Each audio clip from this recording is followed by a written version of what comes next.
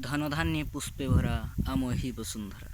This is the quotation in Odia. That means this paddy field is known as gold for this farmer. They said this is the real gold for them, and right now this cultivation is going on. You can find here, and some of the cultivation is already completed. So this is the process. This is the process happening in this village area, and right now I'm here. Just if you're feeling this is the real life is going on, if you spend much more of time in a town, in a city where this kind of scenario is not happen, then obviously I can say you are missing something.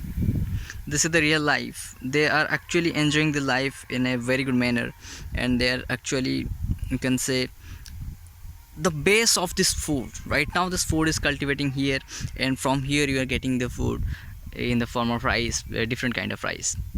But this is actually the field in where with their hard work of 3 to 4 months, finally this rice is prepared and you cook in a very good manner. So give a respect to this cultivators, give a respect to this farmer, and obviously they will be really happy, and they are the best of our food that we are taking. Thanking you, Ranjan Gadesai.